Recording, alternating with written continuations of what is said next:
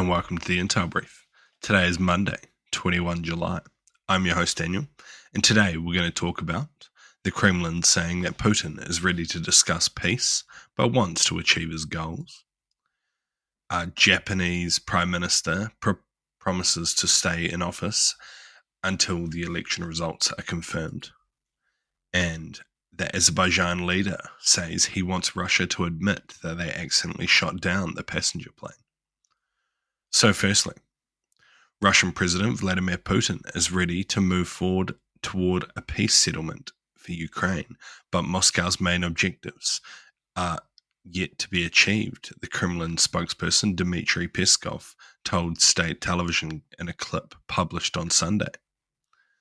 Peskov said that the world was now accustomed to US President Donald Trump's sometimes harsh rhetoric, but pointed out that Trump had also underscored the comments on Russia that he would continue to search for a peace deal. So what? It'll be interesting to see what these goals that they claim to be are, as clearly they have shifted throughout this conflict. It seems likely that the goals are to secure the four oblasts that they have annexed through fake referendums. Outside of that, I don't really see what else they hope to achieve, especially within the short term. While they are still gaining ground, the gains are pretty minimal and pretty painful for the Russian army to achieve. So I don't really think they're looking for a full takeover of Ukraine in the short term by any means. It's also likely that they are fearful of the possibility of upcoming second order sanctions, whereby the West sanctions any country that buys Russian oil.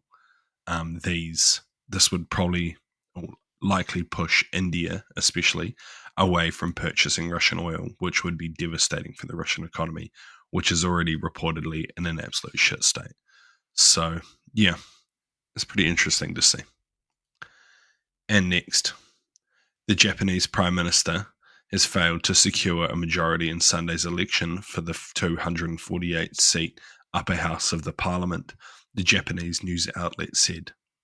His party, already in a minority in the lower house since October's snap election, faced mounting discontent over inflation, political scandals, and surges in anti-immigrant sentiment.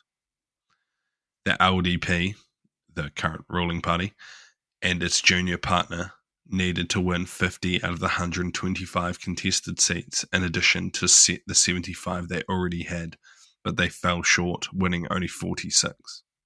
In recent years, such an electoral defeat has led to the Prime Minister's immediate resignation.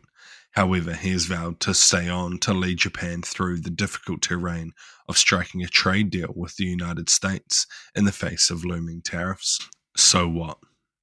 It seems that every developed nation is currently facing the exact same challenges that all others are facing: high inflation and immigration. Interestingly, Japan doesn't have issue with property prices, as they have an excess of property, mostly due to their dwindling population. But yeah, they don't have issues with housing, which the rest of the West does. But yeah, it's a pretty wild time for Japanese politics, with these far-right parties coming in and anti-immigrant sentiment really taking off, in what is one of the most ethnically not diverse, I forget the word for it right now, countries in the world. So yeah, even they are struggling with dealing with different cultures coming in and kind of ruining their way of life. So it's not just what we're seeing in the West. And lastly, the president of Azerbaijan on Saturday said he wanted Russia to publicly acknowledge that it had accidentally shot down an Azerbaijani passenger plane in December that killed 38 people on board, and to punish those responsible. President Vladimir Putin apologized at the time to Aliyev for what the Kremlin called a tragic accident over Russia, in which an Azerbaijan Airlines plane crashed after Russian air defense opened fire against Ukrainian drones. But he stopped short of saying that Russia had shot down the aircraft. Aliyev, speaking to a news conference in an event called the Global Media Forum, made it clear that he wanted much more from Moscow, whom he accused of inaction following the downing of the airliner. So what? I covered this rhetoric and this change of Azerbaijani politics in a YouTube video. So if you want to go watch, take a look, because I speak much more about this topic. But this airline incident has directly led to a separation between Azerbaijan and Russia.